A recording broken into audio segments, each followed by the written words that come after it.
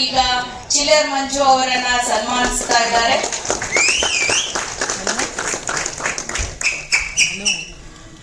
ಸನ್ಮಾನವನ್ನ ನಾನು ಆಕ್ಚುಲಿ ಇವ್ರು ನಿನ್ನೆ ಫೋನ್ ಮಾಡಿದ್ರು, ಯಾರು ಮಾಡಿದ್ರು ಅಂತ ನಂಗೆ ಇನ್ನೊರ್ಗೂ ಗೊತ್ತಿಲ್ಲ, ನೀವೇ ಮಾಡಿಲ್ಲ. ಹಿಂಗೆ ಸರ್ ಶಾರ್ಟ್ ಮೂವಿಗಳು ಸುಮಾರು ಬರ್ತಾನೆ ಇರ್ತವೆ, ಆ ಸೀರೀಸ್ ಈ ಸೀರೀಸ್ ಅಂತ. ನಾನು ಸುಮಾರು ಸಿನಿಮಾಗಳು ಶಾರ್ಟ್ ಮೂವಿ ನೋಡಿದ್ರಿಂದ ಬರ್ತೀನಿ ನೋಡೋಣ, ನಾಳೆ ಶೂಟ್ ಇದೆ ಮುಗಿಸ್ಬಿಟ್ಟು ಅಂತ ಅಂದೆ. ನಾನು ಶೂಟ್ ಮುಗಿಸಿ ಇನ್ನೇನು ಮಲ್ಗೋಣ ಅಂತ ಹೊರಟಿದ್ದೆ, ಮತ್ತೆ ಫೋನ್ ಮಾಡಿದ್ರು. ಹೌದಾ, ಇದು ಯಾವುದೋ ಗಿರಾಕಿಯಲ್ಲ ಅಂತ ಅಂದ್ಕೊಂಡು ವಾಪಸ್ ಬಂದೆ. ಒಂದು ಮಿಸ್ ಮಾಡ್ಕೋತಿದ್ದೆ ನಾನು ಆ್ಯಕ್ಚುಲಿ. ಬಂದರೆ ಒಂದು ಒಳ್ಳೆ ಹೊಸ ಹುಡುಗರು, ಒಂದು ಒಳ್ಳೆ ಪ್ರಯತ್ನ ಸೃಪ ಅಂತ ಮಾಡಿದ್ದಾರೆ. ಅದರಲ್ಲೇ ಕಂಟೆಂಟೇ ಹೇಳುತ್ತೆ. ಯಾಕಂದರೆ ಒಂದು ಡೈಲಾಗ್ ಬರುತ್ತೆ ಅದರಲ್ಲಿ, ಪ್ರಾಣಿಗಳಲ್ಲಿ ಇರೋ ವಿಷಯಕ್ಕಿಂತ ಮನುಷ್ಯನಲ್ಲಿ ಇರ್ತಕ್ಕಂಥ ವಿಷಯ ಇದೆಯಲ್ಲ, ಅದು ಯಾವಾಗಲೂ ದೊಡ್ಡದು. ಹಾಗೆ ಮನುಷ್ಯ ತಪ್ಪು ಮಾಡಿದಾಗ ಅದೊಂದು ಮನಸ್ಸಲ್ಲಿ ಹುಟ್ಕೊಡುತ್ತಲ್ಲ ವಿಷಯ, ಅದು ಸಾಯೋವರೆಗೂ ಬಿಡೋದಿಲ್ಲ ಅಂತೆ. ತನ್ನ ಕರ್ತವ್ಯದಲ್ಲಿ ಪ್ರಾಮಾಣಿಕತೆ ಇರಬೇಕು. ಕೆಲವೊಂದು ಪ್ರಾಮಾಣಿಕವಾಗಿ ಇರೋಕ್ಕೂ ಮನುಷ್ಯನಲ್ಲಿ ಕೆಲವೊಂದು ಸನ್ನಿವೇಶಗಳಾಗಿರ್ಬೋದು, ಅವನು ಅನುಭವಿಸ್ತಕ್ಕಂಥ ನೋವುಗಳಾಗಿರ್ಬೋದು, ಮನುಷ್ಯನ ಪ್ರಾಮಾಣಿಕವಾಗಿ ಇರಕ್ಕೆ ಬಿಡಲ್ಲ. ಅದೆಲ್ಲ ಸಂದಿಗ್ಧಗಳ ಸ್ಥಿತಿಯಲ್ಲಿ ಒಬ್ಬ ಮನುಷ್ಯ ಸಿಕ್ಕಾಕೊಂಡಾಗ ಏನಾಗುತ್ತೆ ಅಂತ ಒಂದು ಕಥೆಯನ್ನ ಒಂದು ಹೊಸ ಹುಡುಗರ ತಂಡವರು, ಮಣಿಗೌಡ ಅವರು ಒಂದು ಒಳ್ಳೆ ಪ್ರಯತ್ನ ಮಾಡಿದ್ದಾರೆ ಅಂತ ಹೇಳ್ಬೋದು. ಈ ವಯಸ್ಸಿಗೆ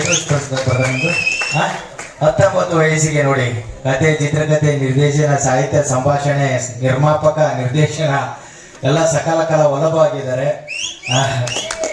ಒಳ್ಳೆ ಪ್ರಯತ್ನ. ಈ ಪ್ರಯತ್ನ ಯಾವಾಗಲೂ ಹೀಗೆ ಮಾಡ್ತಾ ಇರಿ. ಯಾಕಂದ್ರೆ ಒಳ್ಳೊಳ್ಳೆ ಸಿನಿಮಾ ಕಥೆಗಳು ಕಂಟೆಂಟ್ ಇರ್ತಕ್ಕಂಥ ಕಥೆಗಳು ಬರೋದು ತುಂಬಾ ಕಡಿಮೆ. ಅದೊಂದು ಪ್ರಯತ್ನ ಮಾಡಿದ್ದೀರಿ. ಆ ಪ್ರಯತ್ನ ಇನ್ನು ಸಣ್ಣ ಪುಟ್ಟ, ಈಗ ನಾವು ತಪ್ಪು ಹುಡುಕ್ತಾ ಹೋದ್ರೆ ಸುಮಾರು ಸಿಗುತ್ತೆ ಸರ್. ತಪ್ಪು ಹುಡುಕೋದು ಬೇಡ, ಯಾಕಂದ್ರೆ ಪ್ರಯತ್ನಗಳಲ್ಲಿ ತಪ್ಪು ಹುಡುಕ್ಬಾರ್ದಂತೆ. ಪ್ರಯತ್ನ ಮಾಡೋದ್ರಲ್ಲಿ ನಾವು ವಿಫಲರಾಗ್ಬೋದು, ಬಟ್ ಪ್ರಯತ್ನ ನಿಲ್ಲಬಾರ್ದು. ಆ ಪ್ರಯತ್ನ ದಾರಿಯಲ್ಲಿ ನೀವೆಲ್ಲ ಒಂದು ಒಳ್ಳೆ ಪ್ರಯತ್ನ ಮಾಡಿದಿರಿ ಅಂತ ಹೇಳ್ಬೋದು. ಯಾಕಂದ್ರೆ ಇದರಿಂದ ಕಲಿತಿರ್ತಕ್ಕಂಥ ಪಾಠಗಳು ನೀವು ನೆಕ್ಸ್ಟ್ ಮಾಡೋಕ್ಕೆ ತುಂಬಾ ಈಸಿ ಆಗುತ್ತೆ. ಇನ್ನು ಒಳ್ಳೊಳ್ಳೆ ಕಥೆಗಳು, ಒಳ್ಳೊಳ್ಳೆ ಶಾರ್ಟ್ ಮೂವಿ ಆಗಿರ್ಬೋದು, ಮುಂದೆ ದೊಡ್ಡ ಮೂವಿ ಮಾಡುವಂತಾಗಲಿ ನೀವೆಲ್ಲ ಪ್ರತಿಭೆಗಳು.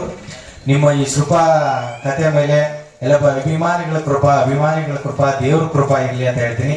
ಇಡೀ ಸೃಪಾ ಟೀಮ್ಗೆ ಆಲ್ ದಿ ಬೆಸ್ಟ್, ಒಳ್ಳೇದಾಗಲಿ brother. Thank you. Chillar Manju ಅವರಿಗೆ ಧನ್ಯವಾದ.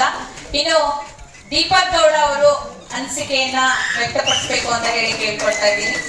ಹಾಯ್ ಫ್ರೆಂಡ್ಸ್, ನಾನೇ ಸಕ್ಕರೆ ಇಚ್ಚಿ ದೀಪಕ್ ಗೌಡ. ಏನ್ ಬೇಕಂದ್ರೆ ನಮ್ಮ ಕೃಪಾ ಸರ್ ಕಾಲ್ ಮಾಡಿರೋದು, ವಿಷಯ ಮಾಡಿದ್ರು. ಈ ದಿನ ಯಾರಾದ್ರೂ ಫೇಕ್ ಮಾಡೇ ಮಾಡ್ತಾರೆ, ಯಾರು ಮಾಡ್ತಾರೆ ಇದ್ದೇ ಅನ್ಬಿಡುದು. ಫೇಕ್ ತುಂಬಾ ಅನುಭವಿಸ್ತೀನಿ, ಬಂದಿದ್ದೀನಿ, ವಾಪಸ್ ಹಿಂದೆ ಹೋಗಿದ್ದೀನಿ, ಎಲ್ಲ ಡ್ರೈವ್ ಮಾಡ್ಕೊಂಡು ಬರ್ತೀನಿ, ಹೋಗಿದ್ದೀನಿ. ಅದಕ್ಕೆ ಹಬ್ಬಕ್ಕೆ ನೋಡೋಣ ಅಂದ್ಬಿಡೋದು. ಅವಾಗ ಯಾವಾಗ ಇರಕ್ಕೆ ಮಾತಾಡ್ಸಿದ್ರು, ಅವಾಗ ಖುಷಿ ಆಯ್ತು. ಅಂದು ರಾತ್ರಿ ಕೆಲಸ ಹೇಳಿದ್ರು ತುಂಬಾ ಸರ್, ಒಂದಿನ ಮುಂಚೆ ಇರ್ಬೇಕಾಗ್ತದೆ ಹೇಳಿ ಒಪ್ಕೊಂಡು ತುಂಬಾ ಸಪೋರ್ಟ್ ಮಾಡೋಣ. ನಮ್ಮ ಹುಡುಗರು ನಮ್ಗೆ ಸಪೋರ್ಟ್ ಮಾಡಿ, ನಮ್ಮ ಮಾಡಿದ್ರೆ ನಮ್ಮ ನಾವು ಸಪೋರ್ಟ್ ಮಾಡೋದು ತುಂಬಾ ಖುಷಿ ಇತ್ತು. ನಮ್ಮ ಸ್ವಲ್ಪ ಇದು ಮೂವಿ ಅದ್ಭುತವಾಗಿ ವಂಡರ್ಫುಲ್ ಇಚ್ಚಿ ಮಾರ್ಕೆಸ್ ಆಗಿದೆ, ಅದ್ಭುತವಾಗಿ ಮಾಡಿದ್ದಾರೆ. ಇನ್ನು ಅದ್ಭುತವಾಗಿ ಮಾಡಿ ಟಾಪರ್ ಬೆಳೆದು ಇನ್ನೂ ಈಗ OTT ಮಾಡಿದ್ದಾರೆ. ನೆಕ್ಸ್ಟ್ ಅದ್ಭುತ ಮೂವಿ ಮಾಡಿ ಇನ್ನೂ ಅದ್ಭುತವಾಗಿದೆ. ಎಷ್ಟು ಬಡತನದಿಂದ ಲವ್ ಪ್ರೀತಿನೂ ಕಳ್ಕೊಂಡು, ಅಪ್ಪ ಅಮ್ಮನ ಕಳ್ಕೊಂಡು ಎಷ್ಟು ಪ್ರೀತಿಯಿಂದ ಎಷ್ಟು ಕಷ್ಟಪಟ್ಟು ಮಾಡಿದೆ. ಸ್ಕೂಲಲ್ಲೂ ಹೊರಗಡೆ ಹಾಕಿ ನೋವಲ್ಲಿದ್ದು ಎಷ್ಟು ವಂಡರ್ಫುಲ್ ಆಗಿದೆ, ಅರ್ಥಪೂರ್ಣವಾಗಿದೆ. ನೋಡ್ತಾರೆ ಹೇಳ್ತಿರ್ಬೋದೆ, ನಮ್ಮ ಹಳ್ಳಿ ಹುಡುಗ ಈ ವಯಸ್ಸಿದೆ ತುಂಬಾ ಅದ್ಭುತವಾಗಿ ಸಾಧನೆ ಮಾಡಿದೆ. ತುಂಬಾ ಖುಷಿಯಾಗಿದೆ. ಈ ಸಾಧನೆ ನೋಡೋದಕ್ಕೆ ನಮಗೆ ತಿಳ್ಕೊಳ್ತಾಗುತ್ತೆ ಹೆಂಗೆ ಲವ್ ಎಷ್ಟು ಕಷ್ಟಪಟ್ಟು ನೋಡೋದನ್ನು, ಅದು ಪ್ರೀತಿಯಿಂದ ಅವನು ಈಗ ಹುಡುಗಿ ಬಿಟ್ಟು ಚಿಂತೆ ಬಿಟ್ಟು ಮದುವೆ ಇದ್ರೆ ಅದು ಏತೆ ಮಾಡದೆ ಹೋಗಿ ಹಾವಿಡಿಗೆ ಹೋಗಿ ಎಷ್ಟು ಕಷ್ಟಪಟ್ಟು ಹಿಡಿದು ಎಷ್ಟು ಹಳ್ಳಿ ಜೀವನ ಹೆಂಗೆ ಸಾಕ್ಬೇಕು, ಹೆಂಗ್ ಮಾಡ್ಬೇಕು. ಒಬ್ಬ ಹಳ್ಳಿ ಹುಡುಗ ಎಷ್ಟು ಅಪ್ಪ ಅಮ್ಮಗೋಸ್ಕರ ಲವ್ ಬಿಟ್ಟು ಎಲ್ಲ ಎಷ್ಟು ಪರಿಶ್ರಮದಿಂದ ಎಷ್ಟು ಪಾಡನ್ನು ಅನುಭವಿಸಿ ಎಷ್ಟು ಪ್ರೀತಿ ಮನಸ್ಸೊಳಗೆ ಕೊರ್ಗಿ ಹೇಳೋದಿ, ದುಃಖ ಯಾರಿಗೆ ಹೇಳಕ್ಕಾಗದೆ, ಬಿಡೋಕ್ಕಾಗದೆ, ಹಂಚ್ಕೊಳ್ಳೋದು ಫ್ರೆಂಡ್ಸ್ಗೆ ಹೇಳಕ್ಕಾಗದೆ ಎಷ್ಟು ಅದ್ಭುತವಾಗಿ ನಡೆಸಿದ್ದೇನೆ. ತುಂಬಾ ಖುಷಿ. ಈ ವಾಕ್ಯ ಇಷ್ಟು ಬ್ರಿಲಿಯಂಟ್ ಅವ್ರು ಮುಂದೆ ಇದೆ. ಬುಲೆಟಿಂಗ್ ತುಂಬಾ ಆಗುತ್ತೆ. ಈ ತಮಿಳು ತಾಯಿ ಒಳ್ಳೆ ನೋಡಿ, ನಮ್ಮ ಹಣ್ಣ ಬಾಂಡ್ ಇಚ್ಚಿಗಿಲಿ ಲವರ್ ಬೈಗೆ ಮುಂದೆ ಬೇಗ ಇನ್ನು ಒಳ್ಳೆ ಸಿಕ್ಕಿ ಉರಿ ಸಿಕ್ಕಿ ಇನ್ನು ಬೇಗ ಲವರ್ಸ್ ಇನ್ನು ಅನ್ನೇ ಒಳ್ಳೆ ಮಾಡಿ ಬೆಳೀಲಿ, ಇನ್ನು ಒಳ್ಳೆ ಟ್ಯಾಕ್ಸ್ ಅಲ್ಲಿ ಮೂವಿ ಬನ್ನಿ, ವಂಡರ್ಫುಲ್ ಆಗಿ ಇಚ್ಚಿಗಿಲಿ ಮಾರ್ವೆಲ್ಸ್ ಆಗಿ ತುಂಬಾ ಖುಷಿ ಆಯ್ತು. ಈ ಕೃಪಾ ಈಗ ಅದ್ಭುತವಾಗಿ ವಂಡರ್ಫುಲ್ ಆಗಿ ಮಾರ್ವೆಲ್ಸ್ ಆಗಿ ಮಾಡಿದ್ರೆ ತುಂಬಾ ನೋಡಕ್ಕೆ ತುಂಬಾ ಅದ್ಭುತವಾಗಿ ವಂಡರ್ಫುಲ್ ಆಗಿ ಯಾರ ನೆಗೆಟಿವ್ ಮಾಡಿ ಸಪೋರ್ಟ್ ಮಾಡಿ, ಆದಷ್ಟು ಸೈನ್ ಮಾಡಿ, ಆದಷ್ಟು ಹೋಗಿ ಫ್ರೆಂಡ್ಸ್ಗೆ ತಿಳುವಳಿಕೆ ಮಾಡಿ, ಹೇಳಿ ಹಿಂಗ್ ಮಾಡಿದಾರೆ ಅಂತ ನೋಡಿ ತುಂಬಾ ಸಪೋರ್ಟ್ ಮಾಡಿ, ಹೆಲ್ಪ್ ಮಾಡಿ. ತುಂಬಾ ಖುಷಿ ಆಯ್ತು. ಇದು ನೋಡಿ ನಾವು ಕಲಿಬೇಕು ನೋಡೋ ಅವಶ್ಯಕತೆ ಫೋನ್ ಮಾಡಿರಲಿಲ್ಲ, ಇದ್ರಲ್ಲಿ ಮಾಡಿಲ್ಲ. ಈ ಚಿಕ್ಕ ವಯಸ್ಸಿಗೆ ಇಷ್ಟು ಅದ್ಭುತವಾಗಿ ವಂಡರ್ಫುಲ್ ಮಾಡಿದ್ರೆ ತುಂಬಾ ಖುಷಿ ಐತೆ. ದಯವಿಟ್ಟು ಆದಷ್ಟು ಸೇವ್ ಮಾಡಿ ಸದ್ಪಿಸಿ ಅದ್ಭುತವಾಗಿ ಮಾಡಿದ್ದಾನೆ. ಇನ್ನು ಬೆಳೆದಕ್ಕೂ ತುಂಬಾ ಇದನ್ನು ನೋಡಿ ಇದನ್ನ ಚೆನ್ನಾಗಿ ಕಲಿತು ಇದನ್ನ ಮಾಡಿದ್ದಾನೆ. ಈಗ 19 ವರ್ಷ ಮಾಡಿದ್ರೆ ನಾವು ಮಾಡ್ಬೋದಂತ ಎಲ್ಲರೂ ಗೊತ್ತಾಗ್ಬೇಕು. ಆದಷ್ಟು ಸೇವ್ ಮಾಡಿ ಸಪೋರ್ಟ್ ನಮ್ಮ ಆದಷ್ಟು ನಮ್ಮ ಹುಡುಗನ ಬೆಳೆಸೋಣ, ಸಪೋರ್ಟ್ ಮಾಡೋಣ, ಅದ್ಭುತ ಬೆಳೆಸೋಣ. ನಮ್ಮಿಂದ ಅವ್ರ ಸಾಧ್ಯ ನಮ್ಮ ನಮ್ಮ ಪೇರೆಂಟ್ಸ್ ಬೆಳೆಸೋಣ. ಅವ್ರ ಸಪೋರ್ಟ್ ನಮಗೆ ಬೇಕು, ನಮ್ಮ ಸಪೋರ್ಟ್ ಮಾಡಬೇಕು. Thank you so much. ಗಿಚ್ಚಿಗೆ ಆಲ್ರೆಡಿ ಗಿಚ್ಚಿಗೆ ಬೆಂಡು ನನ್ನ ತಲೆಗೆ ಇಲ್ಲ, ನನ್ನ ದೇವರನ್ನೇ ಅರ್ಥ ಆಗಿಲ್ಲ. ನಾನು ಆಮೇಲೆ ಮನೆಗೆ ಹೋಗಿ ನೋಡ್ತೀನಿ. ನಮಸ್ಕಾರ ನಮಸ್ಕಾರ.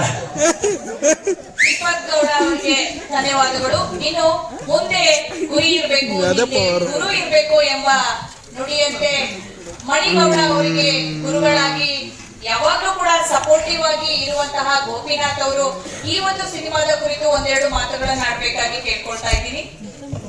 ಎಲ್ರಿಗೂ ನಮಸ್ಕಾರ. ಮೊಟ್ಟ ಮೊದಲನೇದಾಗಿ ನನಗೆ ಹೆಮ್ಮೆ ಅನಿಸುತ್ತೆ. 2 ವರ್ಷದ ಹಿಂದೆ ಹುಡುಗ ಹಾಸನದಿಂದ ಬಂದಾಗ ಇಷ್ಟು ಹುಡುಗ ಏನು ಮಾಡ್ತಾನೆ ಅಂತ ನನಗೆ ಅನಿಸಿತ್ತು.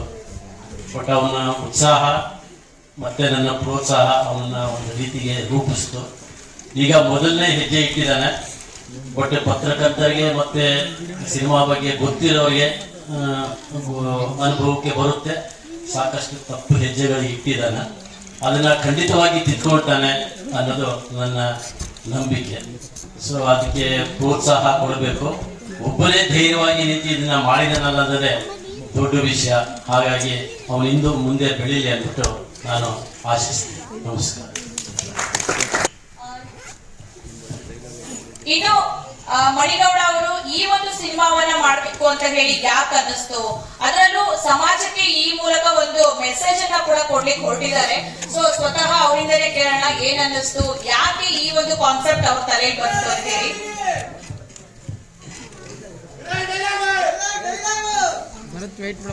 ನಿಮ್ ಡೈಲಾಗ್ ಮೂಲಕ ಸ್ಟಾರ್ಟ್ ಮಾಡಿ ಅಂತ ಹೇಳಿ ಎಲ್ಲರೂ ಕೇಳ್ಕೊಳ್ತಾ ಇದ್ದಾರೆ.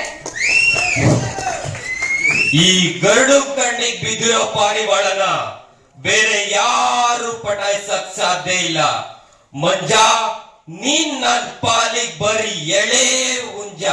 ನನ್ ಹುಡುಗಿ ತಂಟೆಗೆ ಏನಾದ್ರೂ ಬಂದ್ರೆ ರೆಕ್ಕೆ ಪುಕ್ಕ ಕಿತ್ತು ಮಿಲಿಟರಿ ಹೋಟ್ಲ ಟಿಕ್ಕ ಮಾಡ್ಬಿಡ್ತೀನಿ.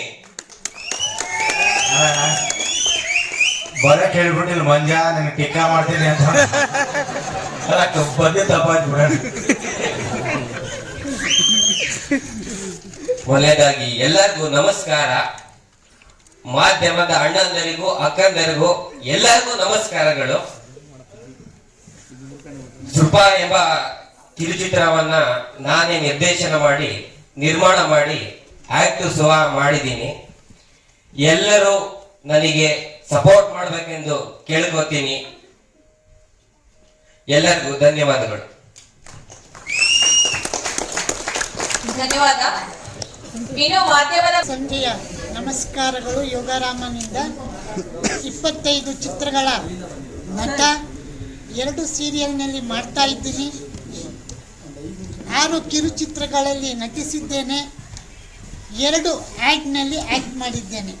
Comedy, lead, support act.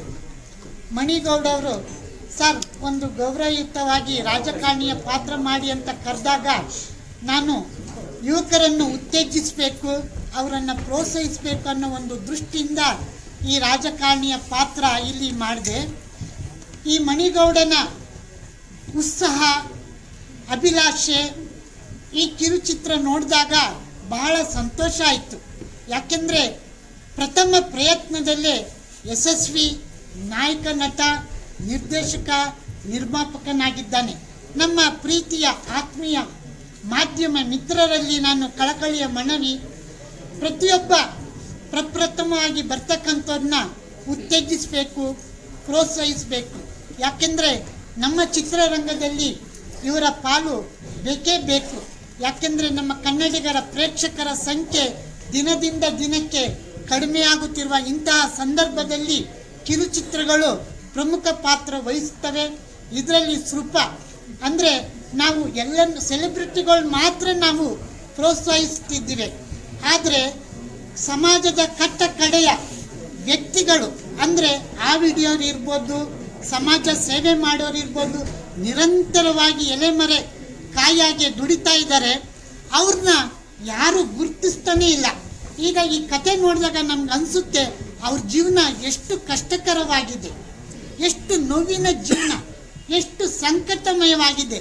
ತಂದೆ ಕ್ಯಾನ್ಸರಿಂದ ನರಳ್ತಾನೆ, ತಾಯಿ ಕಿಡ್ನಿ ಸಮಸ್ಯೆಯಿಂದ ಅನಾರೋಗ್ಯದಿಂದ ನರಳ್ತಾಳೆ.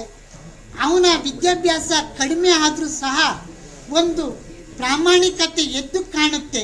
ಅವನಲ್ಲಿ ಬರ್ತಕ್ಕಂಥ ಪ್ರೇಮದ ಗೆಳತಿ ಬೇರೊಬ್ಬನ ಪಾಲಾಗ್ತಾಳೆ. ಆದರೆ ಅವನು ಯಾವ ರೀತಿ ನೋವನ್ನು ಅನುಭವಿಸ್ತಾನೆ, ಇದು ನಮ್ಮ ಸಮಾಜದಲ್ಲಿ ಪ್ರತಿನಿತ್ಯ ನಾವು ನೋಡ್ತಾ ಇರೋದು. ಅವ್ರನ್ನೂ ಆ ವಿಡಿಯೋನು ನಾವು ಯಾಕೆ ಸೆಲೆಬ್ರಿಟಿಗಳಂತ ಕರಿಬಾರ್ದು, ಸೆಲೆಬ್ರಿಟಿಗಳ ಥರ ನೋಡಬಾರ್ದು ಅನ್ನೋ ಉದ್ದೇಶ, ಒಂದು ಸಂದೇಶ ಅವ್ರಿಗೆ ಯಾಕೆ ನಾವು ಜೀವನ ಕಟ್ಕೊಡ್ಬಾರ್ದು?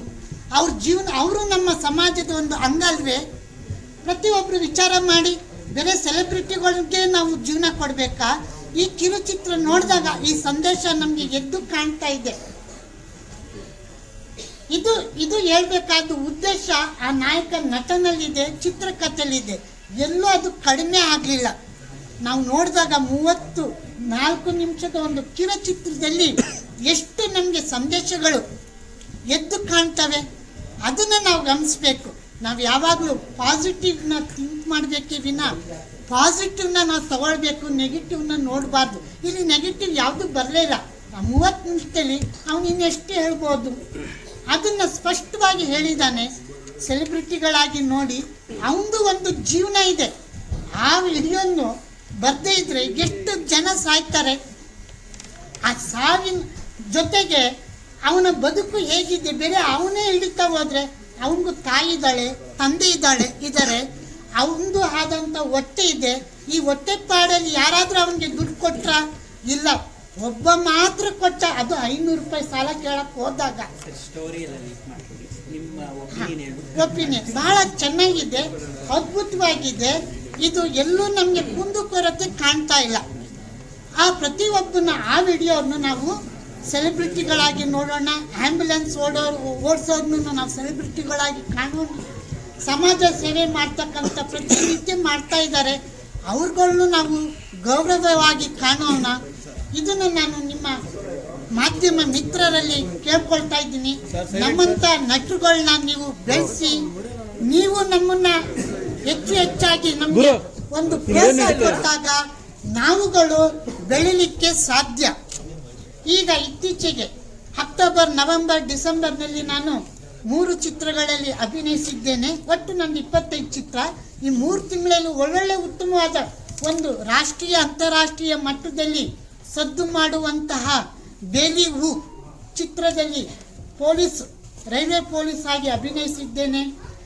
ಮತ್ತೆ ಅನ್ಯಾಯಕಾರಿ ಬ್ರಹ್ಮ ಸರ್, ಈ ಫಿಲಿಂ ಬಗ್ಗೆ ಎಷ್ಟು ಹೇಳಿ?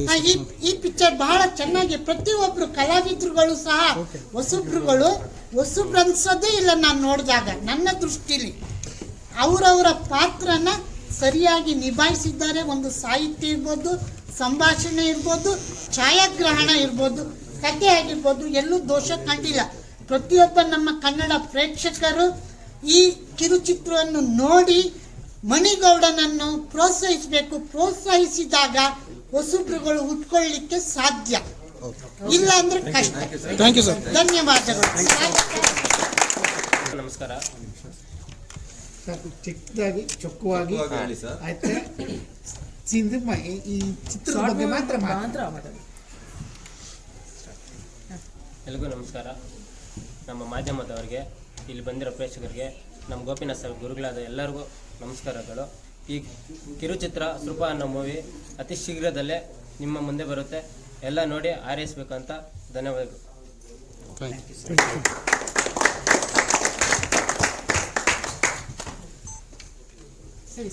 ಎಲ್ರಿಗೂ ನಮಸ್ಕಾರ.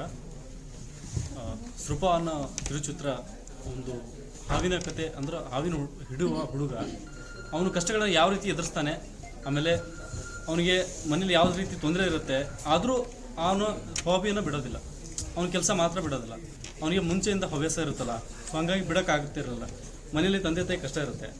ಸೊ ಆಮೇಲೆ ಅವನ ಜೊತೆ ಅವ್ನ ಲೈಫಲ್ಲಿ ಏನೇನು ನಡೀತಾ ಇರುತ್ತೆ, ಅವನಿಗೂ ಒಂದು ಜೀವನ ಅಂತಿರುತ್ತಲ್ಲ, ಒಂದು ಹುಡುಗಿ ಮದುವೆ ಆಗಬೇಕು ಕನಸು, ತುಂಬ ಕನಸಿರುತ್ತೆ. ಅವೆಲ್ಲ ಕನಸುಗಳು ಒಂದು ಸೈಡಿಗೆ ಇಟ್ಟು ಅವನ ಹವ್ಯಾಸವನ್ನು ಬಿಟ್ಕೊಡೋದಲ್ಲ. ಸೊ ಈ ಚಿತ್ರದ ಮೂಲಕ ಎಲ್ರಿಗೂ ಹೇಳಲಾಗಿದೆ. ಸೊ ಎಲ್ಲರೂ ದಯವಿಟ್ಟು ಈ ಚಿತ್ರವನ್ನು ಹಾರೈಸಿ ಎಲ್ಲರೂ ನೋಡಬೇಕಾಗಿ ವಿನಂತಿ. Thank you. ಪ್ರೀಮಿಯರ್ ಶೋ ನೋಡಿದಿರಲ್ಲ, ಏನು ಅನ್ನಿಸ್ತು? ಅದ್ರ ಥರ ಕತೆ ಹೇಳ್ಬೇಕು ಹೋಗಬೇಡಿ ನೀವು, ಅವ್ರು ಜನ ನೋಡ್ತಾರೆ. ಎಲ್ಲರಿಗೂ ನಮಸ್ಕಾರ. ಮತ್ತು ಮಾಧ್ಯಮದವ್ರಿಗೂ ಎಲ್ಲರಿಗೂ ನಮಸ್ಕಾರ. ಎಲ್ಲರಿಗೂ ಬಂದಿರೋರಿಗೂ ಎಲ್ಲರಿಗೂ. ನನ್ನ ಹೆಸರು ಮಹೇಶ್ ಅಂತ. ಇದು ಒಂದು ಸ್ವಲ್ಪ ಕನ್ನಡ ಕಿರುಚಿತ್ರ ಪ್ರೀಮಿಯರ್ ಶೋ. ತುಂಬ ಒಳ್ಳೆ ಕಂಟೆಂಟ್ ಇರೋ ಸಿನಿಮಾ, ತುಂಬ ಒಂದು ಜನಕ್ಕೆ ಮೆಸೇಜ್ ಕೊಡೋವಂಥ ಸಿನಿಮಾ ಮಾಡಿದ್ದೀವಿ. ಎಲ್ಲರೂ ಪ್ರೋತ್ಸಾಹಿಸಬೇಕು ಅಂತ ಎಲ್ಲರಿಗೂ ಕೇಳ್ಕೊತೀನಿ. ತುಂಬ ಒಳ್ಳೆ ಸಿನಿಮಾ. ನೆಕ್ಸ್ಟು ಸಿನಿಮಾ ಒಂದು ಮಾಡ್ತೀವಿ, ಇನ್ನೂ ಒಳ್ಳೆ ಸಿನಿಮಾ ಮಾಡ್ತೀವಿ. ಏನೋ ಒಂದು ಚಿಕ್ಕ ಪುಟ್ಟ ಮಾಡಿದ್ದೀವಿ. ಎಲ್ಲರೂ ಪ್ರೋತ್ಸಾಹಿಸಬೇಕಂತ ಇಷ್ಟಪಡ್ತೀನಿ. ಬನ್ನಿ ಸರ್.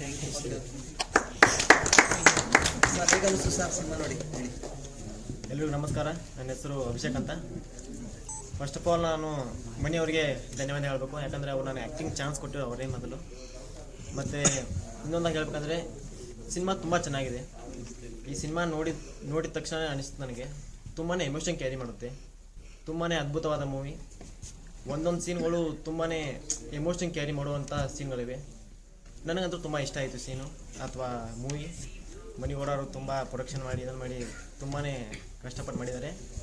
ಹೊಸ ಹುಡುಗರನ್ನ ಬೆಳೆಸಿ ಹಾರೈಸಿ ಅಂತ ಹೇಳ್ತಾ ನನ್ನ ಮಾತುಗಳನ್ನು ಮುಗಿಸ್ತಾ ಇದ್ದೀನಿ. ಧನ್ಯವಾದಗಳು. ಮೊದಲನೇದಾಗಿ ಎಲ್ಲರಿಗೂ ನಮಸ್ಕಾರಗಳು. ಸೃಪಾ ಎಂಬ ಕಿರುಚಿತ್ರಕ್ಕೆ ಪ್ರೋತ್ಸಾಹ ನೀಡಕ್ಕೆ ಬಂದಿರುವ ಎಲ್ಲ ಮಾಧ್ಯಮದವರಿಗೂ ನನ್ನ ಧನ್ಯವಾದಗಳು. ಸೃಪಾ ಎಂಬ ಕಿರುಚಿತ್ರವನ್ನು ನಾನೇ ನಿರ್ಮಾಣ ಮಾಡಿ ನಿರ್ದೇಶನ ಮಾಡಿ ನಟನೆ ಸಹ ಮಾಡಿದ್ದೀನಿ. ಇದೇ ತಿಂಗಳು ರಿಲೀಸ್ ಆಗುತ್ತೆ. ಎಲ್ಲರೂ ನನ್ನ ಸಿನಿಮಾನ ನೋಡಿ ಅಂತ ಕೇಳ್ಕೊತೀನಿ. ಎಲ್ಲರಿಗೂ ಧನ್ಯವಾದಗಳು. ಯಾವ ಡೇಟ್ ರಿಲೀಸ್ ಆಗುತ್ತೆ ಅನೌನ್ಸ್ ಮಾಡ್ತೀವಿ. ಅದು ಸರ್, ಈ ಕತೆ ಹುಟ್ಟಕ್ಕೆ ಕಾರಣ ಏನು? ಇದ ನಿಮ್ಮ ಜೀವನದ ಕತೆನಾ? ಇದು ನಂದಲ್ಲ ಕತೆ, ಇದು ಬೇರೆಯವ್ರದ್ದು. ರಿಯಲ್ ಸ್ಟೋರಿನಾ? ಹಾಂ, ರಿಯಲ್ ಸ್ಟೋರಿ.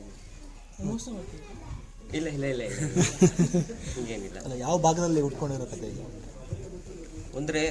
ಅಂದರೆ ಒಬ್ಬ ಆವಿಡಿಯನ್ ಜೀವನ ಹೆಂಗಿರುತ್ತೆ, ಅವನ ಲೈಫು ಹೆಂಗಿರುತ್ತೆ, ಸಮಾಜ ಯಾವ ರೀತಿ ಅವನಿಗೆ ಸೌಲಭ್ಯಗಳನ್ನು ಕೊಡುತ್ತೆ ಅನ್ನೋದ್ರ ಮುಖಾಂತರ ಇದೊಂದು ಕತೆ ಬಂದಿದೆ. ಅಲ್ಲ, ಕಿರುಚಿತ್ರಗಳನ್ನು ಎಷ್ಟು ಬೇರೆ ಬೇರೆ ರೀತಿಯಲ್ಲಿ ಥಿಂಕ್ ಮಾಡ್ತಾರೆ. ಇದೇ ಕಥೆನ ಮಾಡ್ಬೇಕಂತೇಳಿ ಏನಕ್ಕೆ ಅನಿಸ್ತಂತ? ಈಗಿನ ಯೂತಿಗೆ ಫೈಟು, ಆಮೇಲೆ ಇದರಲ್ಲೂ ಲವ್ ಸ್ಟೋರಿ ಇದೆ. ಎಲ್ಲ ಥರ ಸಿನಿಮಾ ಬರುತ್ತೆ. ನಾವೊಂದು ಸೆಂಟಿಮೆಂಟ್ ಇಟ್ಕೊಂಡು ಒಂದು ಒಳ್ಳೆ ಕತೆ ಕೊಡಬೇಕು. ಈಗಿನ ಯೂತನ್ನ ಮನ್ಸನ್ನು ಚೇಂಜ್ ಮಾಡಬೇಕು. ಅವ್ರೇನು ತಪ್ಪು ಮಾಡ್ತಿದ್ದಾರೆ ಅದನ್ನು ಅವ್ರಿಗೆ ಅರ್ಥ ಮಾಡಿಸ್ಬೇಕು. ಅದೇ ಈ ಸಿನಿಮಾ ಉದ್ದೇಶ. ಆ ವಿಡಿಯೋ ತಪ್ಪು ಅಂತಾನೆ ಅರ್ಥ? ಆ ವಿಡಿಯೋ ತಪ್ಪು ಅಂತಾನೆ ಅರ್ಥ? ಇಲ್ಲ ಹಂಗಾರೆ ಮನೆಯವ್ರು ನೆಗ್ಲೆಕ್ಟ್ ಮಾಡೋದು ತಪ್ಪು ಅಂತಾನೆ? ಇಲ್ಲ. ಅಲ್ಲ, ಅಲ್ಲಿ ಸಂದೇಶ ಏನು? ಈ ಕಿರುಚಿತ್ರದಿಂದ ಸಂದೇಶ ಏನು?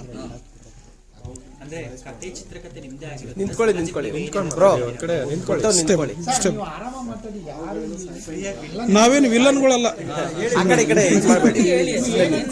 ಸರ್, ನಿಮ್ ಕತೆ ಬರೀಬೇಕಾದ್ರೆ ಒಂದು ಥಾಟ್ ಇರುತ್ತಲ್ವಾ?